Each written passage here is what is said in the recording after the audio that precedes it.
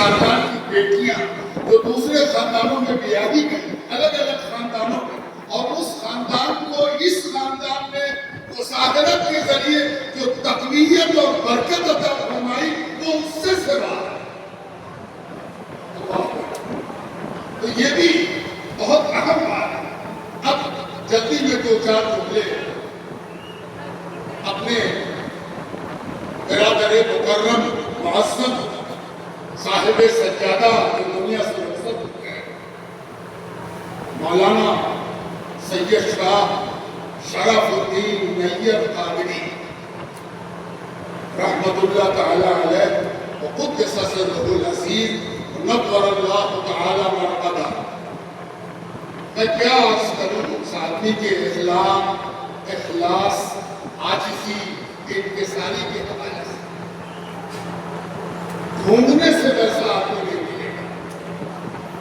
اتنے بڑے سجادے کا عامل، انکساری کا عالم، یہ ایسی انکساری کہ اس کی انکساری کی مثال دینا ممکن، اتنی سادگی، اللہ اکبر، اس سادگی کی مثال دینا ممکن، اور اتنا خوش اخلاق انسان، بچھا جا رہا۔ اللہ اس کو غریق رحمت کرے اور اس پر اپنی رحمت نازل فرمائے۔ میں ایک حوالے سے ان کا ذکر اور کرنا چاہتا ہوں۔ آدمی پر جب مصیبت ٹوٹتی ہے، مصیبت کے ٹوٹنے کی دو وجہ ہوتی ہے، ایک ابتلا ہوتی ہے، اس میں آزمائش ہوتی ہے کہ وہ ابتلا ہے جو اس کے ساتھ واقع ہو رہی ہے۔ لیکن ایک بات ہے، وہ ابتلا ہو یا بلا ہو، آزمائش ہو یا سزا ہو، آدمی اس کے آگے ٹوٹ جاتا ہے، کمزور ہو جاتا ہے، منہ سے آواز نہیں نکلتی، وقت سے پہلے لگتا ہے کہ بچ جائیں۔ لیکن نیر قادری اتنی ہمت، جرأت اور اتنی استقامت اور صبر کا وہ کوہ ہمالیہ کا ہوا ہے۔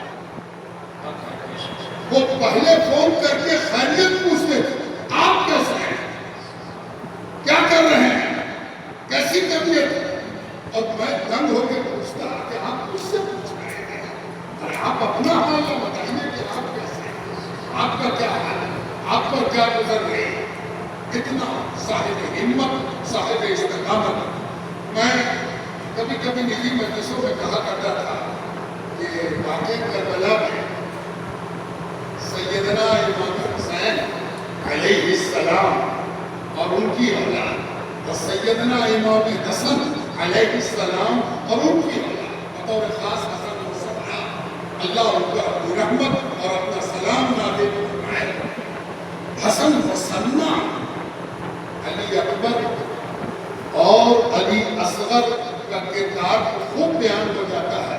حضرت سیدنا حسن مصنع جو میدان میں بھی اترے تھے اور زخمی ہو کر بچ گئے تھے، ان کا حوصلہ کیا ہوگا؟ وہ اگر دیکھنا ہو تو خانقاہ قادریہ محمدیہ گھر شریف جو اس حسن مصنع کی اولاد ہے، یہاں دیکھا جا سکتا ہے کہ نیر قادری کیسی استقامت کا مظاہرہ کرتے ہیں۔ ایک بار بھی ان کی زبان پر حد میں شکایت نہیں ہے۔ وہ آدمی اپنی بیماری کو ایسا بیان کرتا تھا جیسے کوئی اپنی آسائش اور آرام کو آرام اور آسائش بیان کرتا، ایسے پیشن ہو گیا۔ اور اب ہم ایک روٹی بھی نہیں کھا پاتے ہیں، ایک گلاس پانی پی لیتے ہیں، بس اسی سے یہ آپ ایسے بیان کر رہے ہیں جیسے کہ کوئی کارنامہ ہو۔ ارے یہ تو ابتلا اور آزمائش ہے، جہاں حوصلے ٹوٹ جاتے ہیں وہاں سے آپ حوصلے بنا رہے ہیں۔ تو یہ یقیناً ایک شیخ بے مثال، ایک شخصیت بے نظیر، برادر مکرم اللہ خوب غریق رحمت فرمائے کہ وہ ایک حوصلے کا آدمی تھا۔ اور اسی لیے نہ صرف مریدوں بلکہ پیروں کو بھی ان پر توجہ رکھنی چاہیے کہ اس آدمی نے جیسی شیخی کی، خانقاہ حاضر آتے تھے وہ یہ حضرت کی امیدوں کے جو مرکز ہے، جن پر ان کے بھائی نے اتنا بھروسہ کیا جتنا اپنی اولاد پر نہیں۔ یہ بھائی، یہ دونوں بھائی کی محبت کی ضرورت المثل ہوتی ہے۔ اس قدر محبت، اس قدر بھروسہ، اس قدر توکل، ایک دوسرے پر یہ دونوں فدا۔ اللہ اکبر۔ تو یہ بھی اس لحاظ سے یہ مثال ہے۔ بس اس دعا کے ساتھ میں آپ سے رخصت ہوتا ہوں۔ خانقاہیں ابھی آپ سماعت کر رہے تھے، بڑی اچھی گفتگو جامع آپ نے سماعت کی خانقاہوں کے حوالے سے۔ میں نے قرآن کی ایک آیت پڑھی، وَمَا أَرْسَلْنَاكَ إِلَّا رَحْمَةً لِّلْعَالَمِينَ۔ قرآن کریم میں اپنے حبیب صلی اللہ علیہ وسلم کے بارے میں یہ آفاقی علامت، پہچان، مدح اور صفت بیان کی گئی، اور یہی صفت ان کے جانشینوں میں خانقاہ میں دیکھنے میں آتی ہے۔ سب کے لیے رحمت، سب کے لیے دروازہ کھلا ہوا، سب کے لیے دعوت، سب کے لیے جگہ، سب کے لیے وقت، سب کے لیے دعا۔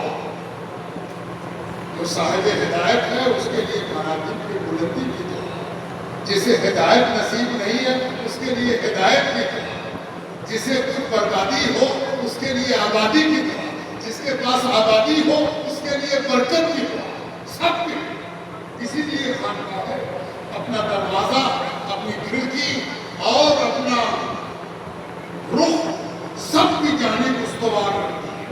ہمارا کسی سے جھگڑا نہیں، کسی سے بیر نہیں، ہم تو سب کے لیے دروازہ کھلا رکھتے ہیں اور کہتے ہیں این درگاہ ماں، درگاہ امیدی نیست۔ یہ جو خانقاہ محمدیہ قادریہ ہے، اس کا دروازہ امید کا دروازہ ہے، آشا کا دروازہ ہے، سب کے لیے کھلا ہوا ہے۔ سب بار توبہ شکستی بات، اگر تم نے 100 بار کی توبہ توڑی ہے تو کیا، آجا پھر ایک بار توبہ کرائیں۔ یہ ہے وہ خانقاہ۔ تو میری دعا یہی ہے کہ حضرت کے صاحبزادے اور جانشین اللہ تعالیٰ ان کو اپنے بزرگوں کی روش پر استقامت بخشے، اور ایک بات اور یاد رہے کہ اس سے کام نہیں چلتا کہ یہ بڑے ذی لیاقت ہے، بڑے لائق ہے، بڑے فائد ہے، نہیں۔ اللہ تعالیٰ کی قدرت کا کمال یہ ہے کہ جب اس نے کعبے کو دنیا کا قبلہ بنایا تو وہ کوئی بڑی حسین عمارت نہیں ہے، اور وہاں کوئی ایسی آب و ہوا بھی نہیں ہے کہ آدمی ٹہلنے جائے اور کہے کیا فضا ہے، کیا واتاورن ہے، کیا ایٹماسفیئر ہے۔ اور عمارت دیکھی تم نے، ایسی عمارت دنیا میں نہیں ہے، جی نہیں۔ وہ وادی خیر زیزلہ، اور اس عمارت سے زیادہ سادہ عمارت دنیا میں کھوجنے سے نہیں ملے گی، لیکن اللہ تعالیٰ کی قدرت یہ ہے کہ اسی کے آگے سب کو جھکا دیا اور سب کو اسی کا متمنی بنا دیا۔ حضور پاک علیہ السلام کو اللہ نے حبیب بنایا۔ کفار کہتے تھے یہ تو یتیم ہے، دنیا کہتی یہ تو امی ہے نا، حالانکہ امی کے معنی مکے شہر کا رہنے والا ہوتا ہے، لیکن لوگ الگ الگ معنی پیدا کر لیتے ہیں۔ اللہ تعالیٰ کی قدرت کا کمال یہ تھا کہ اس نبی کا عالم یہ ہوا کہ آنچ خوباں ہمہ دارن تو تنہا تھا۔ سارے انبیاء کرام کو جو سنو سنو ادھر آنچ خوباں ہمہ دارن تو تنہا داری، سارے نبیوں میں جو صفات ہے، اکیلے کہیں دیکھنا ہو تو آؤ اس یتیم مکی میں دیکھو۔ اس سے یہ دو مثالیں میں نے اس لیے دی کہ لیاقت کے نتیجے میں کسی چیز کا انتظام ہوگا، یہ بزرگوں کا کام ہے۔ کیسے بزرگ اپنی ذمہ داری نبھاتے ہیں یہ بھی تماشا تو دیکھنا، دیکھا ہے اور دیکھنا۔ اللہ تعالیٰ سے بڑی امید ہے، بہت لائق، شائستہ، جوان صالح، شاب صالح حضرت نے اپنا جانشین چنا ہے، اور سب سے خوبی کی بات یہ ہے کہ بغل میں ایک نہایت معتبر مستند خاندان کی شخصیت موجود ہے، اور یہ سارا خاندان قادریہ محمدیہ کا موجود ہے، جو ان کے آس پاس آگے پیچھے موجود ہے، اور جو اس خانقاہ کے لیے سب مل کر اپنی خدمات انجام دیں گے، اور انشاءاللہ ان کا دور سجادی آپ بھی دیکھیں گے، اور اللہ نے چاہا تو ہم بھی دیکھیں گے۔ اللہ آباد و شاداب رکھے، بامراد رکھے، باکمال رکھے، اللہم آمین ثم آمین۔